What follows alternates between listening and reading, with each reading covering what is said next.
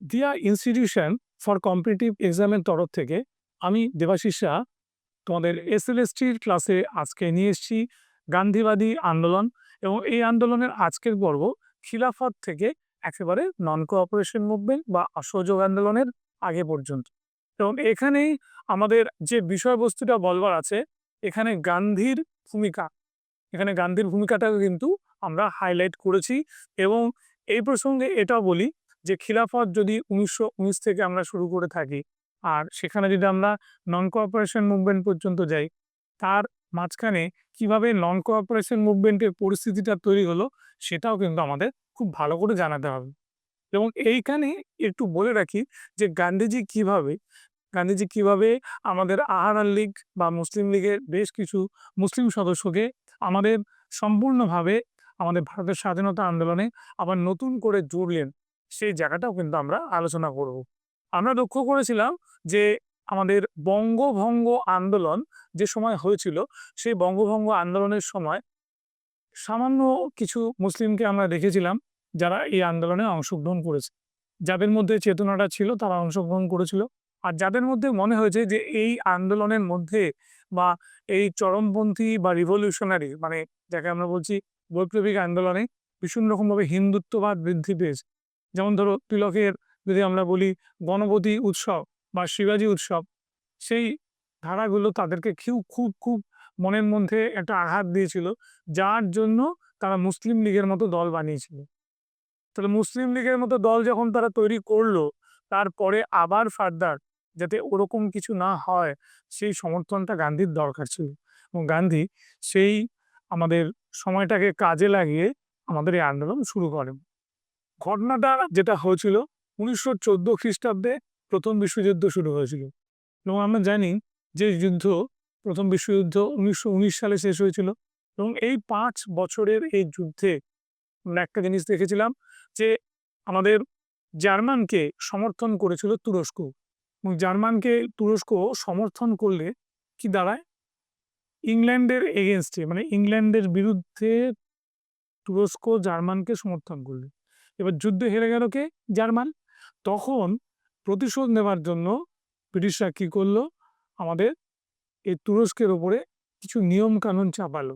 এবং যেখানে বলা হলো যে তুরস্কে থাকে আমাদের তামাম মুসলিম দুনিয়া, আমাদের কি বলবো, প্রাণপুরুষ, যাকে আমরা বলি খলিফা, মানে ধর্মগুরু, তার পোস্টটাকেই ওরা তুলে দেবে। এবার মনে রাখবে, ইংল্যান্ড যখন কোনো কাজ করে, এই ব্রিটিশরা যখন কোনো কাজ করে, সব সময় সেই কাজের একটা রেমেডি রেখে করে।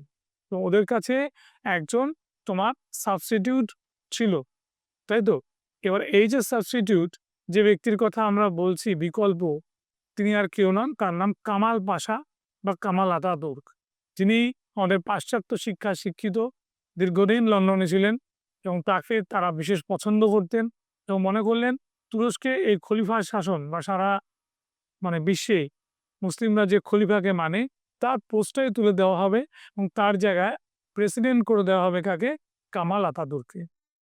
এবার যদি আমাদের এই মুসলিমদের ধর্মগুরুকে তোমার কি বলবো রিপ্লেস করা হয়, তাহলে কি আসতে পারে?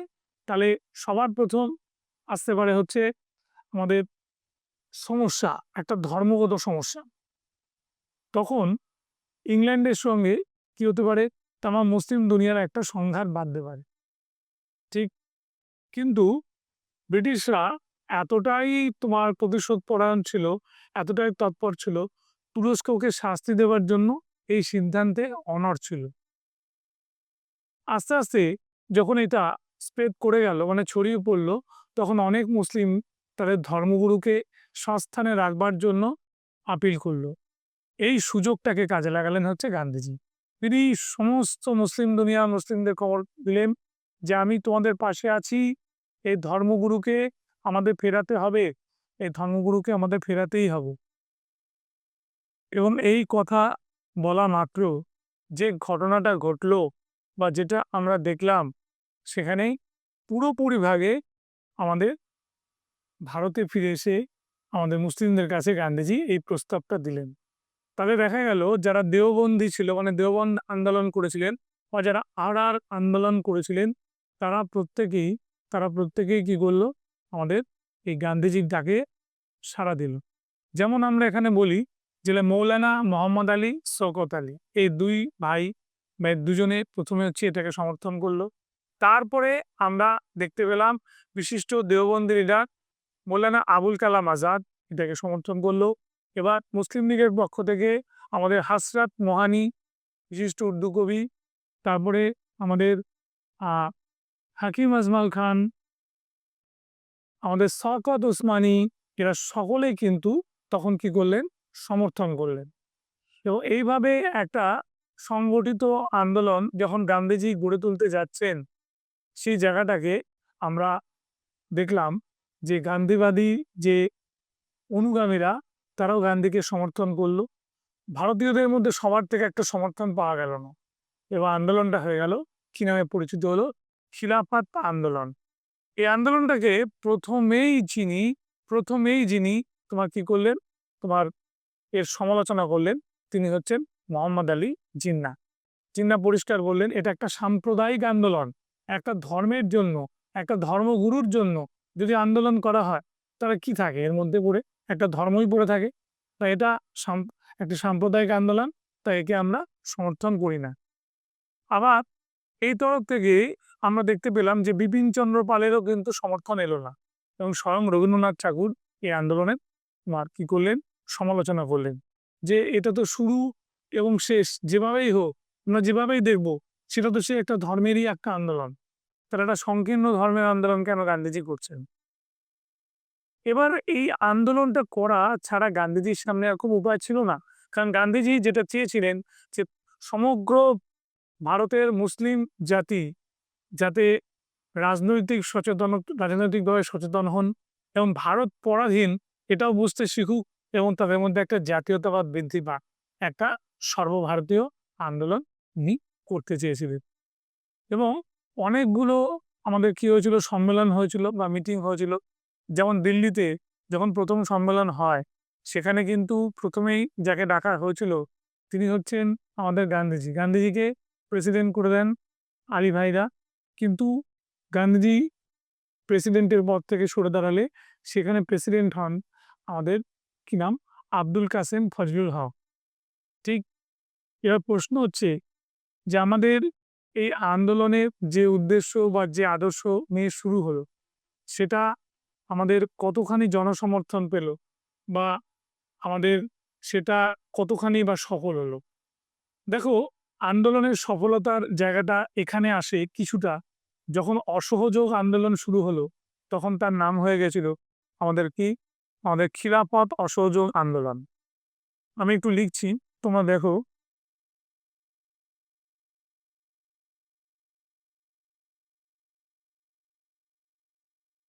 অহিংস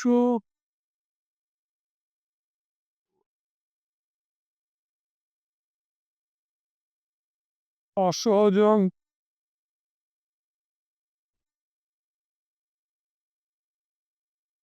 অহিংস খিলাফত অসহযোগ আন্দোলন।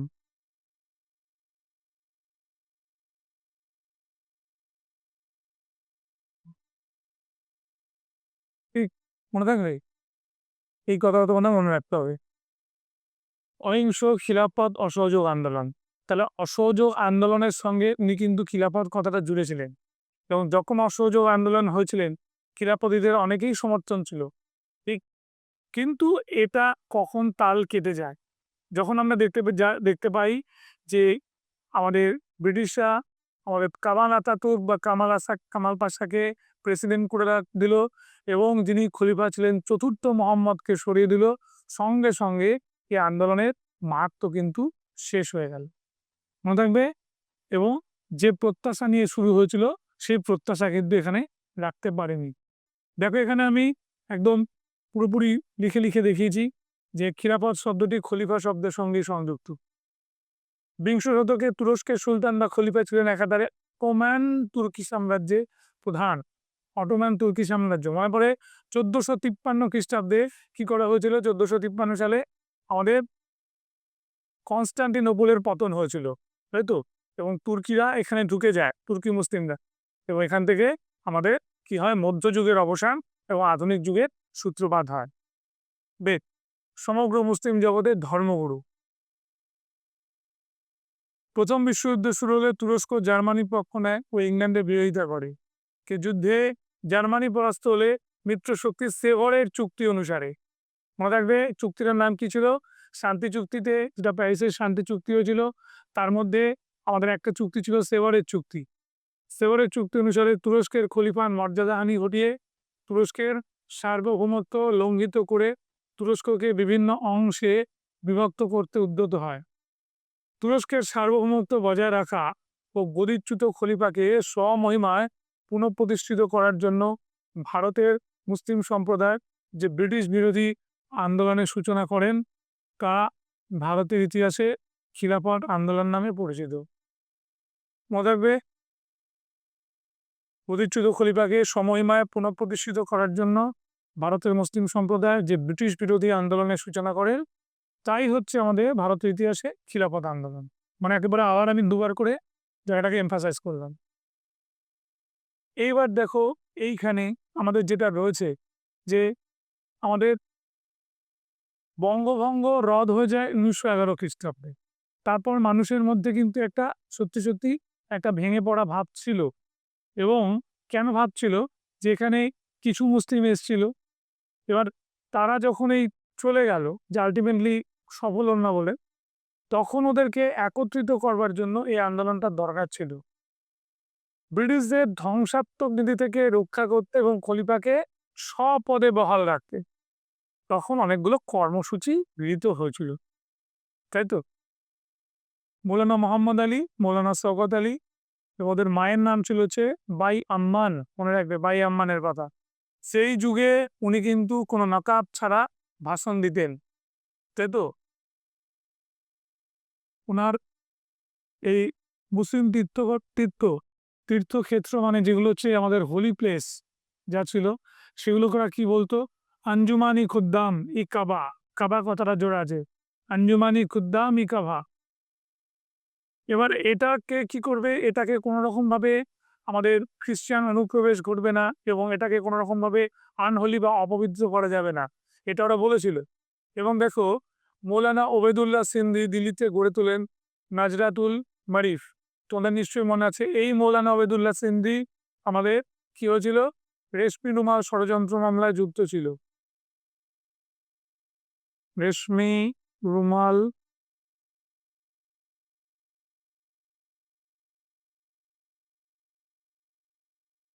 ষড়যন্ত্র মামলা 1920 খ্রিস্টাব্দের বোম্বাই শহরের কিছু মুসলমান ব্যবসায়ী খলিফার সম্মান ও মর্যাদা রক্ষার্থে গড়ে তোলেন মজলিসি খিলাফ, মনে থাকবে।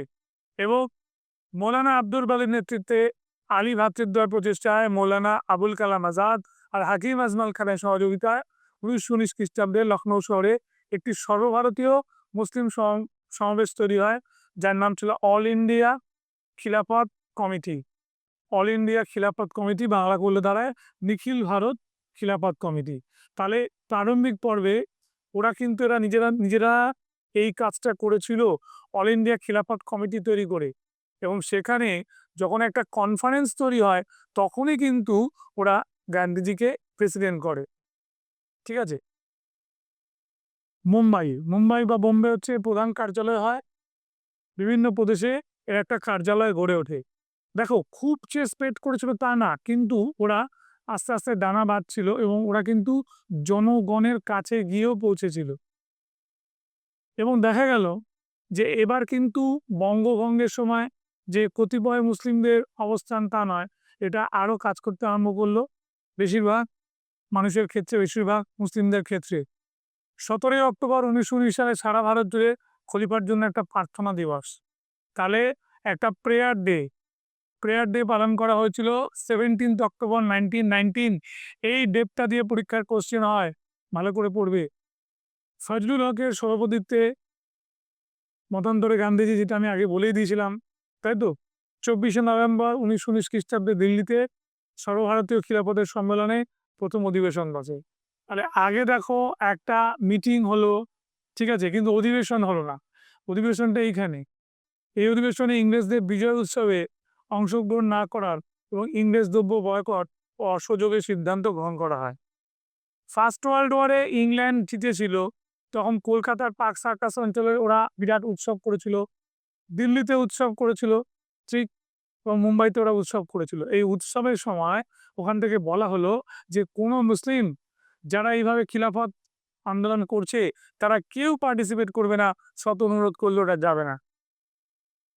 বেশ, খিলাফতিদের মূল দাবি ছিল তিনটে।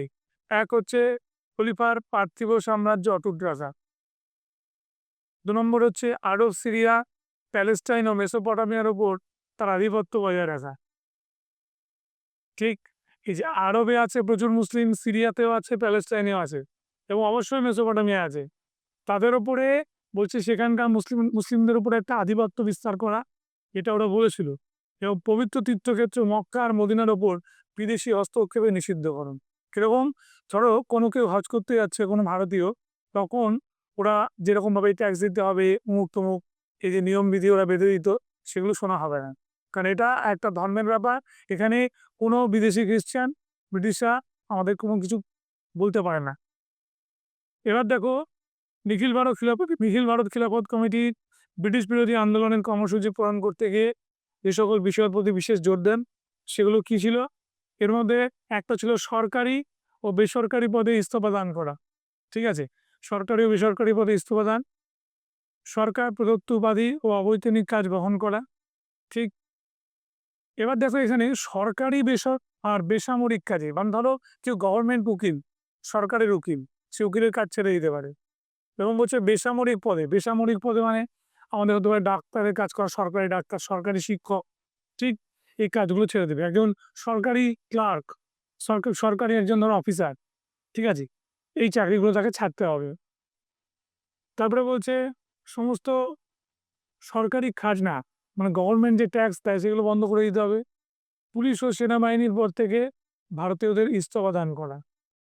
পুলিশ ও সেনাবাহিনীর পদ থেকে কি বলছে? ভারতীয়দের ইস্তফা দান করে।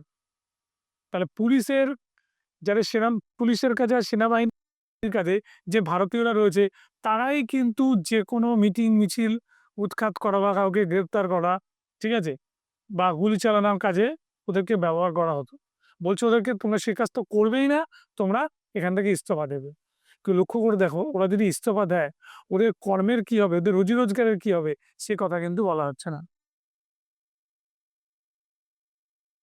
নিখিল ভারত খিলাফত কমিটির সভাপতি হয়ে গান্ধীজি অসহযোগ ও সত্যাগ্রহের আদর্শে খিলাফত আন্দোলনের পরিচালনার কথা ঘোষণা করেন। অহিংস অসহযোগের নীতি খিলাফত আন্দোলনের সঙ্গে যুক্ত হয়, মুসলিমরা গান্ধীজিকে সমর্থন করলেন। এবার যখন অহিংস অসহযোগ আন্দোলনটা চলছে, ওটা যখন স্টার্ট করলো, বললো তোমাদের আন্দোলনটা চলবে, এটাও চলবে, এটা আমরা মার্চ করে দেবো। তখন তো বললাম খিলাফত অহিংস অসহযোগ আন্দোলন বলে এটা তোমার কি বলবো পেশ করা হয়েছিল। এবং গান্ধীজি এই সময়টা যে বড় কাজটা করলেন, নিজের পাওয়া সবচেয়ে বড় উপহার, তাই তো 1915 সালে পেয়েছিলেন কাইজারি হিন্দ। এবার ব্রিটিশ সরকার যখন এই একইভাবে আমাদের কি করছে, খলিফার স্বীকৃতি নিয়ে ঝামেলা করছে, খলিফাকে খলিফার পদে রাখতে দিচ্ছে না, তার প্রতিবাদে খলিফার পদ রাখতে হবে, খলিফার পদ না রাখা হলে আমি কঠিন কাজ করতে পারি, দেখো আমি কি করতে পারি বলে উনি কাইজারি হিন্দ গোল্ড মেডেলটা ছেড়ে দিলেন। এটা একটা বড় আত্মত্যাগ। খবরদার ভুল করে এটা কিন্তু জালিয়ানওয়ালাবাগের সঙ্গে গোলাবে না। 1 আগস্ট 1920, এই ডেটটা মনে রাখবে। এই ডেটেই উনি ছেড়ে দিয়েছিলেন। ঠিক ওই ডেটেই মারা গিয়েছিল হচ্ছে বাল গঙ্গাধর তিলক, আর ঠিক ওই ডেটেই শুরু হয়ে গেছিল অহিংস অসহযোগ আন্দোলন। দেখে নাও, কাইজার হিন্দ সারলো, যেটা বলে দিলাম। এবার আমাদের জাতীয় কংগ্রেসের কলকাতা অধিবেশনে কি হলো, খিলাফত সমস্যাটার একটা সমাধান করার চেষ্টা করা হলো এবং বলা হলো যে কংগ্রেস যেভাবে চলছে, যে পথে চলছে, সেই কংগ্রেসের সঙ্গে খিলাফতটা জুড়ে যা। এক কথা মানে দুজনেরই মোটিভেশনটা একই রকম হোক, এটা বলা হলো। তখন একটা ভোট হলো, গান্ধীজি ভোট পেল 1886টা। প্রচুর পরিমাণে কলকাতার মুসলিমদের একটা ভোট পেল গান্ধীজি, এবং বিপক্ষে যারা বলেছিল যে না এটা করা যাবে না, তারা 884টা ভোট পেল। ঠিক? তাহলে নন কোঅপারেশনে যারা চেয়েছিল আর খিলাফতের দরকার নেই, খিলাফতিদের দরকার নেই, তাদের ভোট মাত্র গেল 884টা। আর যারা বলেছিল, গান্ধীর কথা সমর্থন করেছিল যে না, এখানে আমরা থাকবো, অসহযোগ খিলাফতকে একসঙ্গে নেব, তাদের ছিল ভোট 1886টা। এবার দেখো, 1 বছরের মধ্যে স্বরাজ অর্জন করব।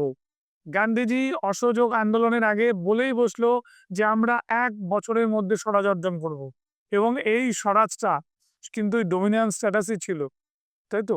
এবার যেহেতু টাইমটা শর্ট করে দিচ্ছে 1 বছর, সেই জন্য আন্দোলন জনপ্রিয় হলো এবং খিলাফত সমস্যার সমাধান করব। ঠিক। এবার গান্ধীজিকে জেলে দেওয়া হলো।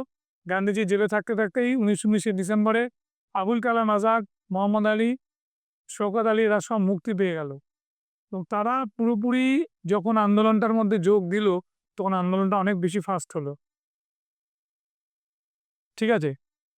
হাকিম আজমাল খান, আমাদের হসরত মোহানি, ডক্টর আনসারি, জাফর আলী খাঁ, এরা সবাই যোগ দিল হচ্ছে কাদের সঙ্গে? মৌলানা মোহাম্মদ আলী আর শওকত আলীর সঙ্গে। এবার গান্ধী খিলাফত আন্দোলনকে সমর্থন করছেন, কিন্তু রবীন্দ্রনাথ এতে আপত্তি তুলল। তিনি বললেন, গান্ধীজি ভারতের ঐক্যের জন্য কাজ করছেন না, তিনি ইসলামের মাৎসর্য ও তার আত্মমর্যাদার জন্যই কাজ করছেন। এবার তার আত্মমর্যাদা কথাটা কেন রবীন্দ্রনাথ বলল? তার আত্মমর্যাদা কথাটা এই জন্য বলা হলো যে তিনি তার ইগোটাকে ছাড়তে পারছেন না, ইগোটাকে রেখে দিচ্ছেন।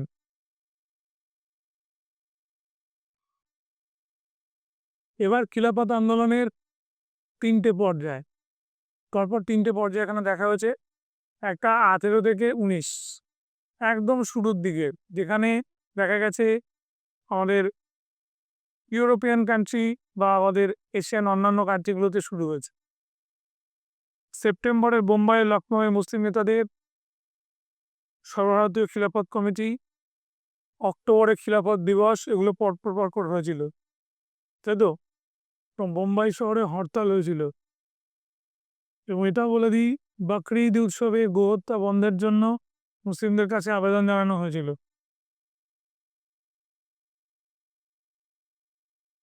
সেকেন্ড স্টেট 19 থেকে আমাদের 20, তাই তো? যেটা মে মাস পর্যন্ত স্টে করেছিল।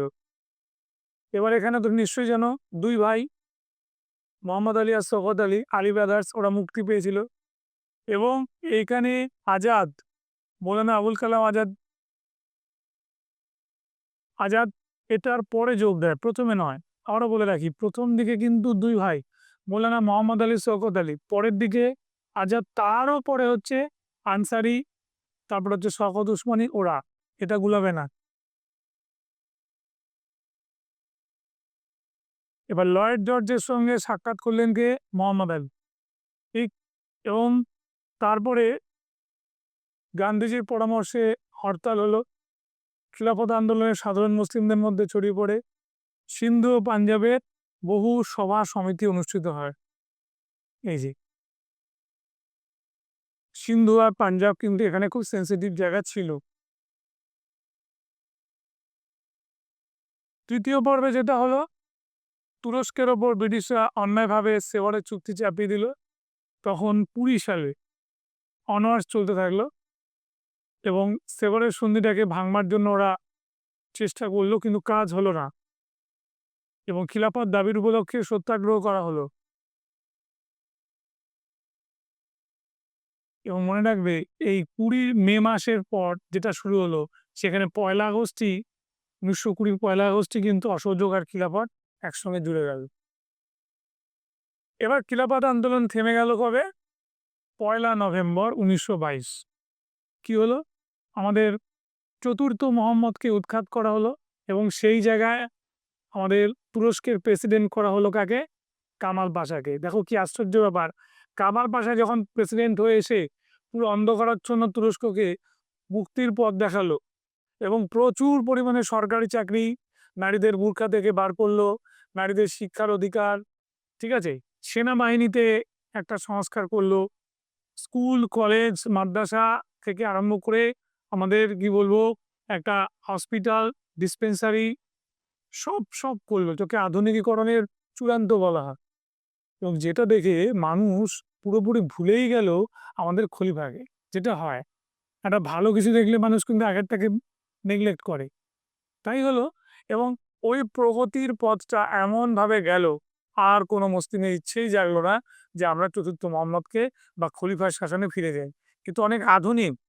এবং যার জন্য কি হলো, খিলাফত আন্দোলনের গুরুত্ব হারালো এবং সমগ্র দেশ বিবেচনা করে এটা কিন্তু থেমে গেল 1924 সালে। ঠিক আছে,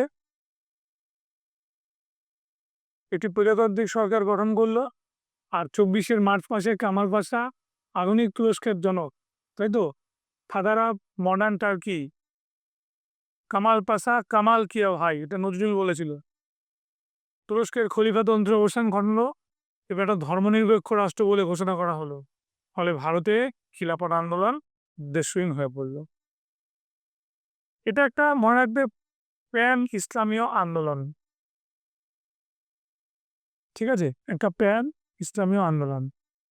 এই আন্দোলনে যেহেতু একজন খলিফা সে মুসলিম এবং একটা তোমার কি বলবো একটা ধর্মের মানুষকে নিয়ে আন্দোলন হচ্ছে, তার মধ্যেই কিন্তু একটা কি বলবো পতনের বীজ থাকে। দেখো প্রথমেই বলছে এর সীমাবদ্ধতার জন্য হিন্দু মুসলমানদের মধ্যে প্রথম ঐক্যের যোগসূত্র রচনা করে, যা ব্রিটিশদের উদ্বিগ্ন করে তোলে। ঠিক, এটা ব্রিটিশদের একটা চাপ। এর পটভূমির ওপর নির্ভর করেই গান্ধীজি পরবর্তীকালে বৃহত্তম গণ আন্দোলন রূপে অসহযোগ আন্দোলনের সূচনা করে। ঠিক, এগুলো হচ্ছে আন্দোলন যখন চলেছিল তখনের দিক থেকে। এবং এই খিলাফত আন্দোলনটাকে পাথেয় করে মোবলায় যে তোমার কৃষকরা ছিল, মুসলিম কৃষকরা ছিল, তারা কিন্তু বিদ্রোহ করেছিল। এবং এরা কিন্তু অনেকেই ছিল আরবি মুসলিম, যার নাম হয়েছিল কি আমাদের মোপলা বিদ্রোহ, তাই তো, কুন আহমেদ হাজি। আবার বলছে খিলাফত আন্দোলন একইভাবে গান্ধীজির ভাবমূর্তিটা শুধু মুসলিম সমাজকে নয়, মুসলিম সমাজের কাছে না, গোটা ভারতবর্ষের কাছে আরো বেশি উজ্জ্বল করেছে। এবং মুসলিমরাও জাতীয়তাবাদী আন্দোলনে এই আন্দোলনের জন্য অনেক বেশি করে অংশগ্রহণ করতে থাকে। ঠিক, এবার আমরা এইখান থেকে ঢুকে যাব কোথায়, এইখান থেকে ঢুকে যাব আমরা অসহযোগ আন্দোলন। তাহলে অসহযোগ আন্দোলন এই যে ধারাটা আছে, এটা বেশ বড় ধারা। এবং এটা যদি আমরা আনুষ্ঠানিকভাবে বলি শুরু হয়েছিল, তাহলে কিন্তু বলবো আমাদের কবে, 1 আগস্ট 1920। এর দুটো পর্ব আছে। জাতীয় কংগ্রেসের যে প্রথম অধিবেশন হয়েছিল, যেটা আমাদের কলকাতায় হয়েছিল, সেই কলকাতায় অধিবেশনে থাকাকালীন আমরা দেখেছিলাম এখানে যে প্রেসিডেন্ট ছিলেন লালা লাজপত রায়, তিনি এটিকে সমর্থন করেছিলেন। আবার একই রকমভাবে যখন আমরা দেখেছিলাম আমাদের ওই নাগপুরে 1920 সালেই আবার সম্মেলন হয়, তখন আমাদের বিজয়া রাঘবাচারিয়া প্রেসিডেন্ট হলে ছবিটা পাল্টে যায়। তাহলে 20-তে কি হয়েছিল, 20-তে আমাদের রেজলিউটেড মানে উত্থাপিত হয়েছিল অসহযোগ আন্দোলন। তাতে আমাদের বিপিনচন্দ্র পাল, সুরেন্দ্রনাথ ব্যানার্জি, আমাদের চিত্তরঞ্জন দাস, অ্যানি বেসান্ত, ঠিক আছে, এরা আমাদের কেউ সমর্থন করেনি। মোহাম্মদ আলী জিন্নাহ কেউ এরা সমর্থন করেনি। কিন্তু যখন আমাদের নভেম্বরে হলো, দেখা গেল যে রিল্যাক্টেন্ট বা অনিচ্ছুক পার্সনদের মধ্যে যিনি গোড়ার দিকের লোক ছিলেন মানে চিত্তরঞ্জন দাস, তিনি কিন্তু এর ড্রাফট করে দিয়েছে, খসড়া প্রস্তুত করেছেন এবং বলছেন যে আমরা অসহযোগ আন্দোলন চাই, আমরা অসহযোগ আন্দোলনকে সমর্থন করি। ঠিক, এই যে ব্যাপারটা ঘুরে গেল এবং সেটা হচ্ছে একটা কংগ্রেসের স্বীকৃতি নিয়ে আন্দোলনটা শুরু হয়েছিল।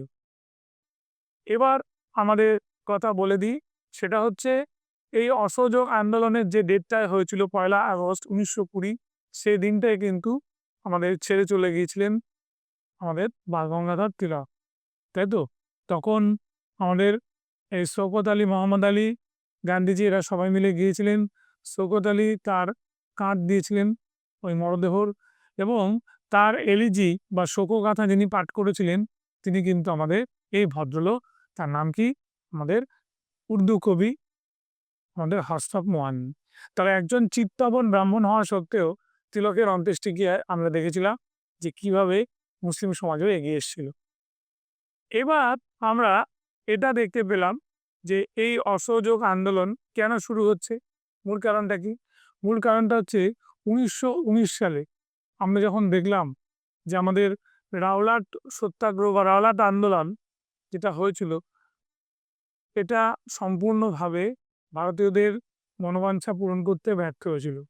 এবং গান্ধীজি যখন খিলাফত আন্দোলন করছিলেন তখন উনি বলেছিলেন যে সর্বভারতীয় একটা আন্দোলন আমি করতে চলেছি, যে আন্দোলনের সঙ্গে আমি খিলাফত আন্দোলনকে জুড়তে চাই।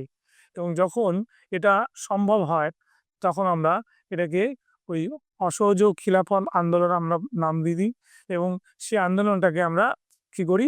আমরা চালাতে থাকি। এবার আন্দোলনটা যখন চলতে থাকে সেই সময় অনেকগুলো ঘটনা হয়। কেমন ঘটনা হয়?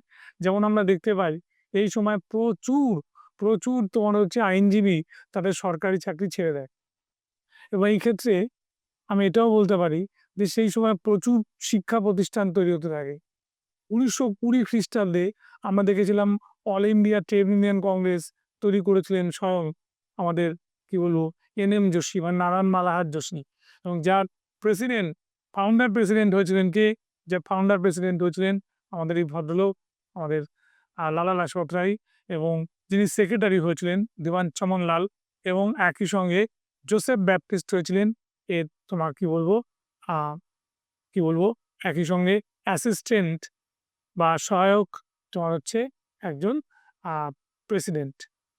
বেশ, এবার ভাইস প্রেসিডেন্ট, এক কথায় বলতে পারি ভাইস প্রেসিডেন্ট। আবার all India trade union Congress তৈরি হওয়ার পর এটা দেখেছিলাম যে ভারতবর্ষের বাইরে তাশকন্দে তৈরি হয়েছিল কমিউনিস্ট পার্টি অফ ইন্ডিয়া ১৯২০ খ্রিস্টাব্দে, এবং এটা অক্টোবর মাসে তৈরি হয়েছিল। এবং এই অক্টোবর মাসে যখন তৈরি হয় ৭ জন মেম্বার ছিলেন, এবং এই ৭ জন মেম্বারের মধ্যে তোমাদের যেটা মনে রাখতে হবে মানবেন্দ্রনাথ রায়, অবনী মুখার্জি এবং মোহাম্মদ আলীর নাম, এবং আর যারা ছিলেন রোজা ফিটিংগুক, এভেলিনা ট্রেন্ট রয়, সিদ্দিকী এম.এ. সিদ্দিকী, এবং এই সঙ্গে ছিল বায়াস্কার আচারিয়া। টোটালি ৭ জন মিলে তৈরি করেছিল।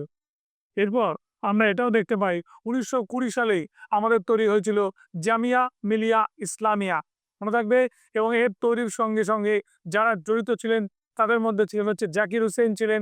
জাকির হোসেনের সঙ্গে সঙ্গে আমাদের ছিলেন আহ আহ, হাকিম আজমাল খান ছিলেন। মুক্তার আহমেদ আনসারিও কিন্তু ছিলেন, তাই তো? বেশ, এখানে মুক্তার আহমেদ আনসারি ইনি হয়েছিলেন হচ্ছে আমাদের ভাইস চ্যান্সেলর, আর চ্যান্সেলর হয়েছিলেন হাকিম আজমাল খান। ঠিক, এইবার আমরা এইখান থেকে ভালো করে দেখব ১৯২০ সালে তৈরি হয়েছিল কাশী বিদ্যাপীঠ। কাশী বিদ্যাপীঠ তৈরি করেছিল কে? কাশী বিদ্যাপীঠ তৈরি করেছিলেন শিবপ্রসাদ গুপ্ত। এবং কাশী বিদ্যাপীঠের পর আমরা দেখি বিহার বিদ্যাপীঠ তৈরি হচ্ছে ১৯২০ খ্রিস্টাব্দে, তৈরি করেছিলেন কে? রাজেন্দ্র প্রসাদ। এরপরে গুজরাট বিদ্যাপীঠ ১৯২০ সালে তৈরি হয়েছিল এবং তৈরি করেছিলেন আমাদের মোহনদাস করমচাঁদ গান্ধী। যাই হোক, এই সময় ১৯২১ সালে রবীন্দ্রনাথ ঠাকুর তৈরি করলেন হচ্ছে শান্তিনিকেতন, এটাও মনে রাখতে হবে। এবং এই সঙ্গে সঙ্গে আমরা এটাও দেখতে পেলাম যে কমিউনিস্ট আন্দোলনগুলো কিন্তু খুব তৎপর হয়েছিল। ঠিক, এবং এই আন্দোলন চলাকালীন আরও যে ঘটনাগুলো ঘটেছিল তোমাদের ভালো করে জানতে হবে। এর মধ্যে আমাদের যে ঘটনাটা বললাম মোপলা বিদ্রোহ বা মোপলা রিভোল্ট, কুন আহমেদ হাজির সঙ্গে হচ্ছে আমাদের ছিলেন হচ্ছে কুন আহমেদ হাজির সঙ্গে আব্দুল বাড়ি ছিলেন। এবং আমাদের এটাও মনে রাখতে হবে আলী মুজাল্লাহের মতো লিডারও ছিলেন। এবং এই বিদ্রোহ যখন আমাদের এই মোপলাকে কেন্দ্র করে ছড়ায়, প্রথম দিকে একটা কৃষক বিদ্রোহ হচ্ছিল, পরবর্তীকালে এটা কিন্তু সাম্প্রদায়িক একটা বিদ্রোহের দিকে রূপ নেয়। এবার দেখা যায় যে কমিউনিস্টরা খুব সক্রিয় হয়েছিল আমাদের তাদের ম্যাগাজিনগুলো বার করে, যেমন হচ্ছে মানবেন্দ্রনাথ রায়ের ভ্যানগার্ড পাবলিশ হয়েছিল ফরেন থেকে, বিদেশ থেকে, আবার মানে জার্মান থেকে হয়েছিল। আবার এখানে এন.এম. জোশী পাবলিশ করেছিল আমাদের দ্য সোশ্যালিস্ট বলে একটা ম্যাগাজিন। এই সময় সিঙ্গার ভ্যালু চেট্টিয়ার ১৯২৩ খ্রিস্টাব্দের ১লা মে তিনি ছিলেন একজন আমাদের কি বলবো দক্ষিণ ভারতের প্রথম কমিউনিস্ট লিডার, উনি করেছিলেন হচ্ছে আমাদের যাকে বলে মাদ্রাসের বুকে উনি তৈরি করেছিলেন, পালন করেছিলেন মে দিবস, প্রথম মে দিবস। ঠিক আছে, মনে রাখবে এটা। এবং তারপরে এই দিক থেকে যেটা বলতে হয় যে আমাদের চলতে শুরু করেছিল রম্পা মুভমেন্ট, যদিও এটা আমাদের 24 সালে, তাই তো? তাহলে এইখানে যে ছোট ছোট ঘটনাগুলো আমি বললাম যেগুলো ঘটেছিল, তার মধ্যে আমাদের বৈপ্লবিক কার্যকলাপগুলো কিন্তু একই সঙ্গে বৃদ্ধি পাচ্ছিল। তবে এটা পুরো ছেয়েছিল হচ্ছে গোটা অঞ্চল, গোটা জায়গা জুড়ে। যেমন বাংলাকে কেন্দ্র করে আমাদের ৩ জন সিআর দাসের ছাত্র, একজন হচ্ছে গিয়ে যতীন্দ্রমোহন সেনগুপ্ত চট্টগ্রামে, কলকাতায় সুভাষচন্দ্র বসু এবং মেদিনীপুরে তমলুকে আমাদের বীরেন্দ্রনাথ শাসমল খুব সক্রিয় ছিল, তাই তো? এটা মনে রাখবে। এবং এই আন্দোলন চলাকালীন যে ফল দেখা দিয়েছিল আমরা দেখেছিলাম, প্রথম গ্রেপ্তার হওয়া লিডার ছিলেন সিআর দাস, চিত্তরঞ্জন দাস 1921 সালে গ্রেপ্তার হয়। এবং আমরা দেখি যে আহমেদাবাদ সেশনে তিনি আর প্রেসিডেন্ট থাকতে পারেননি, আমাদের হাকিম আজমল খানকে প্রেসিডেন্ট করা হয়েছিল, এবং কারণ তিনি সিআর দাস জেলে গেছিলেন। তার স্ত্রী বাসন্তী দেবী, তাই তো, প্রিন্স অফ ওয়েলসেলে, তাকে যখন ব্ল্যাক ফ্ল্যাগ, কালো পতাকা দেখায়, তখন তাকে গ্রেপ্তার করা হয়। প্রথম মহিলা হিসেবে তিনি কিন্তু আমাদের এই অসহযোগ আন্দোলনে গ্রেপ্তার হয়েছিলেন। বেশ, এবার আমরা এখানে একটু বলে দিই,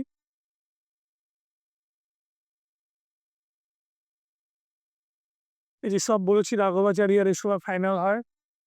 স্বায়ত্তশাসন লাভে ব্যর্থতা এ একটা কারণ ছিল, অর্থনৈতিক সংকট একটা কারণ ছিল, রাওলাট আইন পাস একটা কারণ ছিল, জালিয়ানওয়ালাবাগ হত্যাকাণ্ড একটা কারণ ছিল, খিলাফত সমস্যা কারণ ছিল, শ্রমিক ও কৃষকের দুরবস্থা একটা কারণ ছিল, 1 বছরের মধ্যে স্বরাজ লাভের শপথ এটাও বলা হয়েছিল। আর আন্তর্জাতিক ঘটনাসমূহ যেগুলো ঘটছিল, যেমন ধরো 1917 আমাদের রুশ বিপ্লব, তাই না, একটা মস্ত বড় ঘটনা ছিল। তারপর 1919 সালের প্রথম বিশ্বযুদ্ধের সমাপ্তি, বেশ, ভার্সাই চুক্তি, এটা অহিংস অসহযোগ, অহিংস উপায়ে স্বরাজ অর্জন করা, খিলাফত সমস্যার সন্তোষজনক সমাধান করা চেয়েছিল, কুখ্যাত রাওলাট আইন ব্রিটিশ কর্তৃক প্রত্যাহার করা, জালিয়ানওয়ালাবাগ হত্যাকাণ্ডের অপরাধীদের শাস্তি দান, সমাজ থেকে সাম্প্রদায়িকতা, অস্পৃশ্যতা, জাতিভেদ প্রথা মুছে দেওয়া। এটা খুব ভালো জিনিস ছিল। গান্ধী মূল নেতা ছিল, তাছাড়া আমাদের যারা ছিলেন চিত্তরঞ্জন দাস, লাজপত রায়, বল্লভভাই প্যাটেল, রাজেন্দ্র প্রসাদ, জওহরলাল নেহরু, রাজা গোপালাচারী, আবুল কালাম আজাদ, মৌলানা মোহাম্মদ আলী, শওকত আলী, সুভাষচন্দ্র বোস, প্রফুল্ল ঘোষ, জাকির হোসেন, নরেন্দ্র দেব, তাই তো? মেয়েদের মধ্যে বাসন্তী দেবী, সরোজিনী নাইডু, বেশ, এটা আসে। সরোজিনী নাইডুর একটা মস্ত বড় ভূমিকা ছিল। জ্যোতির্ময়ী গাঙ্গুলি, হেমপ্রভা মজুমদার, উর্মিলা দেবী এবং নেলি সেনগুপ্তা। এই আন্দোলনের প্রধান কর্মসূচিগুলি দুটি ভাগে ভাগ করব আমরা। ইতিবাচক, যেমন অস্পৃশ্যতা দূর করা, এর জন্য 1 কোটি সদস্য বিশিষ্ট একটা স্বেচ্ছাসেবক বাহিনী গড়ে তোলা হয়েছিল। আবার দেশীয় শিক্ষা প্রতিষ্ঠান গড়ে তোলা, মাদক দ্রব্য বর্জন। এইখানে একটা বলে দিই, যারা আন্দোলনের সঙ্গে অন্তর্ভুক্ত হবে, গান্ধীজি বলেছিল তারা কোনো মাদক খেতে পারবে না, ঠিক আছে, আর মাদক দ্রব্য দেখলেই সেটাকে বর্জন করতে হবে। বেশ, সালিসি বোর্ড গঠন, পঞ্চায়েত রাজ প্রতিষ্ঠা। এই পঞ্চায়েত রাজ প্রতিষ্ঠার পরে আমাদের মনে রাখতে হবে একটা ভান্ডার করা হয়েছিল, মানে একটা ব্যাংকের মতো, যেখানে এই অসহযোগের জন্যই টাকাগুলোকে ব্যয় করা হবে। সেখানে কি হয়েছিল, তিলক স্বরাজ ভান্ডার গড়ে তোলা হয়েছিল 1,20,00,000 টাকায়।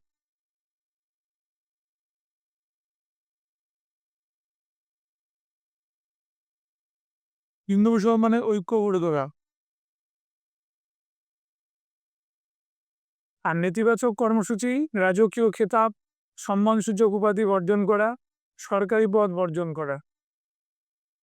ঠিক আছে, কি বললাম? যা আমরা রাজকীয় খেতাবগুলো পাই ওগুলোকে বাদ দিতে হবে, সম্মানসূচক উপাধি বর্জন করতে হবে, সরকারি পদটাও কিন্তু আমরা বর্জন করব।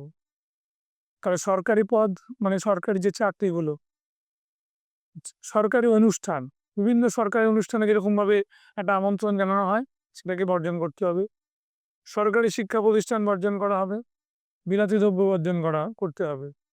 কেন্দ্রীয় প্রাদেশিক আইনসভা, আদালত বর্জন করা, সরকারি চাকরি বর্জন করা, ঠিক আছে, সবই বলা হয়েছিল। সরকারি চাকরি বর্জন করাটা একটা বিরাট বড় ইস্যু ছিল সেই সময়, অলরেডি করেও ছিল অনেকে। এটা গ্রামাঞ্চলেও বেশ বড়ভাবে প্রসার লাভ করে। জাতি ধর্ম বর্ণ নির্বিশেষে সমাজের সর্বস্তরের মানুষ, কৃষক শ্রমিক মহিলা ছাত্র এমনকি চা বাগানের কুলিরা অংশগ্রহণ করে। এটা একটা বড় ব্যাপার। চা বাগানের কুলিরা এই নন কোঅপারেশনে যোগদান করে, মনে রাখবে। নারীরা অংশগ্রহণ করেছিল। ভারতের প্রকৃত গণ আন্দোলন, তাই তো, রিয়েল মাস মুভমেন্ট, গান্ধীর প্রকৃত গণ আন্দোলন, প্রথম প্রকৃত গণ আন্দোলন কোনটি? তাহলে উত্তর হবে তোমার হচ্ছে এই অসহযোগ। আর গান্ধীজির প্রথম গণ আন্দোলন কোনটি? তাহলে হবে রাওলাট।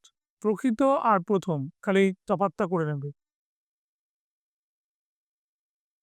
বলছে স্কুল কলেজ ছেড়ে, কলকারখানা ছেড়ে প্রচুর মানুষ বেরিয়ে এসেছিল। উকিল ব্যারিস্টাররাও তাদের পেশা ছেড়েছিল, তাই তো, এবং শ্রমিক কৃষকরাও তাদের কারখানা এবং জমি ছেড়ে দিয়েছিল। তিলক স্বরাজ ভান্ডারে 1,20,00,000 টাকা উঠেছিল, এটা মনে রাখবে। 1921 সালে যেটা গঠিত হয়। 800 জাতীয় স্কুল আর কলেজ প্রতিষ্ঠা হয়। জামিয়া মিলিয়া ইসলামিয়া, কাশী বিদ্যাপীঠ, বিহার বিদ্যাপীঠ, এটা ইম্পর্টেন্ট।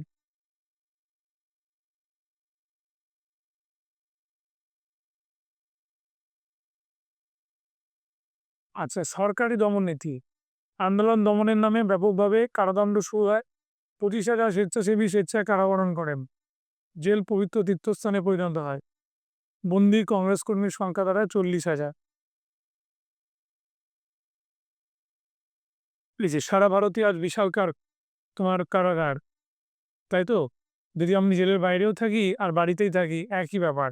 এটা উনি বলেছিলেন। কংগ্রেসকে বেআইনি ঘোষণা করা হয়। মিটিং মিছিল সভা সমিতিগুলো আমাদের প্রত্যাহার করা হয়। এবার যে ঘটনাটা দিয়ে শেষ হয়ে যাচ্ছে এই আন্দোলন, সেটা খুবই দুঃখজনক। বিশিষ্ট গান্ধীবাদী নেতা যার নাম ছিল ভগবান আহির, সে প্রতিবাদ জানায় থানার সামনে বিক্রি হচ্ছিল নিত্য প্রয়োজনীয় দ্রব্য বেশি দামে, এবং মাদক দ্রব্য বিক্রি হচ্ছিল, দেশি মদ, মাদকদ্রব্য এবং দেশি মদ বিক্রি হচ্ছিল। প্রতিবাদ করলে 21 জন কনস্টেবল এবং একজন সাব ইন্সপেক্টর তাকে লাঠিপেটা করে, এবং ভগবান আহিরের চিৎকারে সঙ্গে সঙ্গে গ্রামবাসী দৌড়ে আসে। দুটো গ্রাম, তাই তো, ধরো বাঁদিকে একটা গ্রাম চৌরি আর ডান দিকে একটা গ্রাম চৌরা, দুটো গ্রামের একটা কমন থানা। তো আমার পেছনে বোর্ডটা হচ্ছে সেই থানা, যার নাম চৌরি চৌরা থানা। সেখানে ওরা ঢুকে যায়, রাশাওয়ারে ফোন তাড়া করে, তো ওদেরকে বেরিয়ে আসতে বলে, অনেকবার করে বেরোয় না। তখন বলা হয় যে কি করবে তোমরা,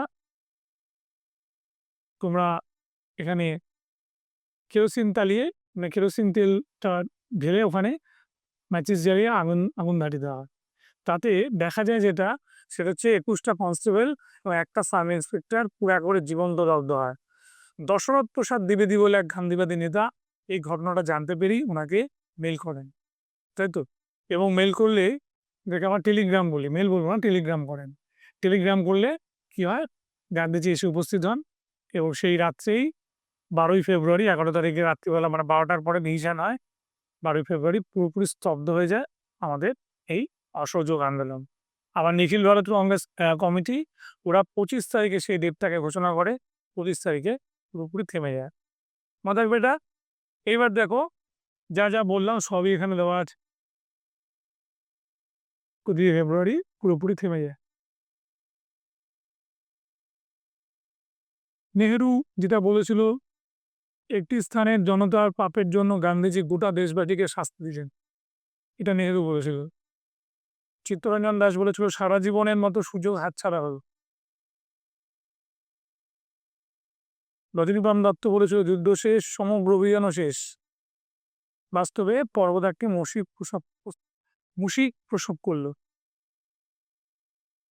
আর গান্ধীজির প্রস্তাবটাকে পর্বত প্রমাণ ভুল বলেছিল সুভাষচন্দ্র, এটা খুব ইম্পর্টেন্ট। হিমালয়ান মিসক্যালকুলেশন, তাই তো।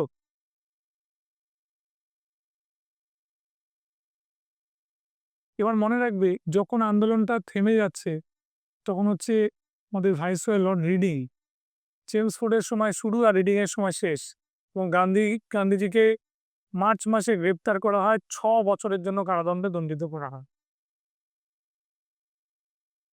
এখানে মৌলানা হযরত মোহানি, শওকত আলী, মৌলানা মোহাম্মদ আলী, আবুল কালাম আজাদ এরা সবাই কিন্তু অংশগ্রহণ করেছিল।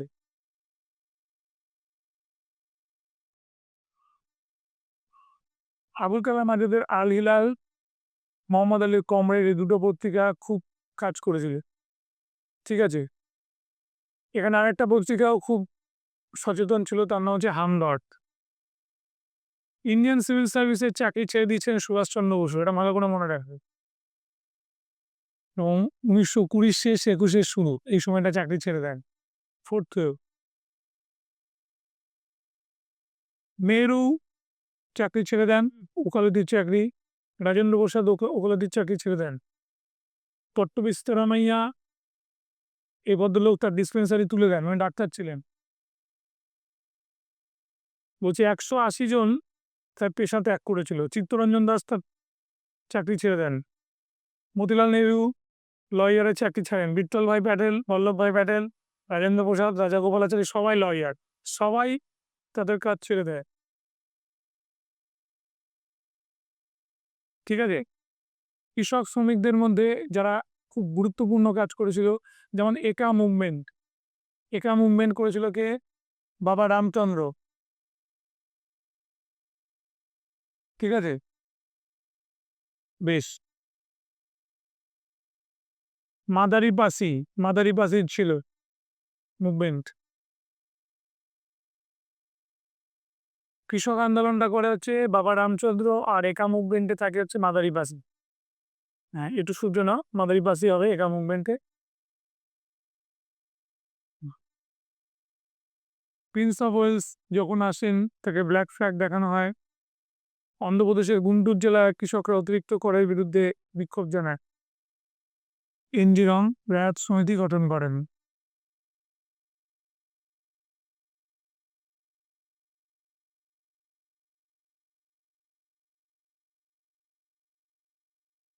এবার দেখো 21 থেকে 22 অন্ধ্রের উপজাতি সম্প্রদায় অরণ্যে তাদের অধিকারের জন্য অরণ্য সত্যাগ্রহ করে।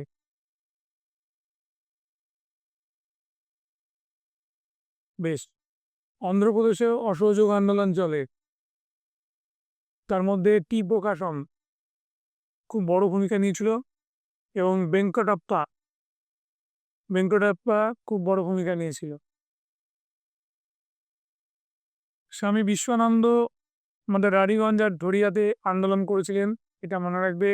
যতীন্দ্রমোহন সেনগুপ্ত আমাদের আসাম বেঙ্গল রেলওয়ে শ্রমিকদের ধর্মঘটে নেতৃত্ব দিয়েছিলেন। বরদলিতেও সত্যাগ্রহ হয়েছিল 22-এ, যদিও সবচেয়ে বড় বরদলি সত্যাগ্রহটা 1928-এই হয়। এই মতিলাল তেজাওয়াতের নেতৃত্বে ভিল উপজাতি এবং ছোটনাগপুরের টানা ভগত আদিবাসী সম্প্রদায় আন্দোলন চালায়।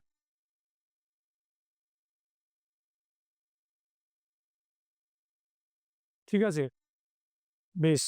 এবার দেখো, এই এত কিছু সত্ত্বেও আন্দোলনটা কিন্তু আমাদের ব্যর্থ হয়ে যায়, কারণ অনেকে বলছে একক নেতৃত্বের একটা ব্যাপার ছিল। একক নেতৃত্ব সেটা যে দুর্বল হয়ে যায় সমস্যা। আবার কেউ কেউ বলছে খিলাফতের সঙ্গে অসহযোগ আন্দোলনটা জুড়ে দেওয়ার কারণ ছিল। আবার কেউ বলছে যে রিডিংয়ের যে একটা দমনমূলক নীতি সেটা একটা বড় কাজ করেছিল। এবং আরেকটা কথা বলছে যে মধ্যবিত্ত শ্রেণী ঠিক এখানে আন্দোলনে সেভাবে সক্রিয়ভাবে অংশগ্রহণ করেনি। আর আন্দোলনকারীদের যে অর্থটা দরকার ছিল, যে অর্থটা পাঠানোর দরকার ছিল, সেটাও ছিল না, যার জন্য এটা কিন্তু ব্যর্থ হয়েছিল। তবে অনেকগুলোই ব্যাপার এসেছিল এখানে, যেমন অস্পৃশ্যতা, তারপরে আমাদের মাদকদ্রব্য বর্জনের ব্যাপারটা মানুষ একেবারে খুব সচেতন হয়েছিল। এবং 1 বছরের মধ্যে স্বরাজ অর্জনের জন্য যে চেষ্টাটাও চলেছিল, সেটার দ্বারা মানুষ কিন্তু অনুপ্রাণিত হয়েছিল। এবং তারপরে আমরা যেটা দেখতে পাই, গান্ধীজি সেভাবে আন্দোলন কয়েক বছর না করলেও আমাদের বেশ কিছু আন্দোলন হয়েছিল এই আদর্শের দ্বারা প্রভাবিত হয়ে। যেমন আমি তোমাদেরকে বলতে পারি যে নাগপুর সত্যাগ্রহ, তাই তো? নাগপুর সত্যাগ্রহ হয়েছিল 1923 সালে, বল্লভভাই প্যাটেল করেছিল। এবং নাগপুর সত্যাগ্রহ নাগপুরেই হয়েছিল, যার আরেকটা নাম ছিল ঝান্ডা সত্যাগ্রহ। ঠিক, তাহলে আজকে আমরা এই দিয়া ইনস্টিটিউশনের পক্ষ থেকে আমরা পুরোপুরি অসহযোগ আন্দোলন পর্যন্ত আমরা শেষ করছি। পরের পর্বে আমাদের যেটা আছে অসহযোগের পরবর্তী পর্ব থেকে শুরু করে একেবারে টানা আমাদের যুক্ত হবে যে আন্দোলন সেটা হচ্ছে আমাদের ভারত ছাড়ার আগে আমরা শেষ করব। তাহলে আজকে আমরা এখানেই শেষ করছি। একটু কথা বলে নিই এ প্রসঙ্গে যে আমাদের অসহযোগ আন্দোলনের পরে যে যখন আমাদের কুইট ইন্ডিয়া মুভমেন্ট শুরু হবে তার মাঝখানে যে 10 বছর কি 12 বছর সেখানের ঘটনাগুলো কিন্তু আমরা উল্লেখ করব। এটা তোমরা একটু মনে রেখো। মানে একবারেই আমরা কুইট ইন্ডিয়া মুভমেন্টে ঢুকবো বা ভারত ছাড়ো আন্দোলনে ঢুকবো এমন ব্যাপার না। তাহলে এখানেই থামলাম। Thank you.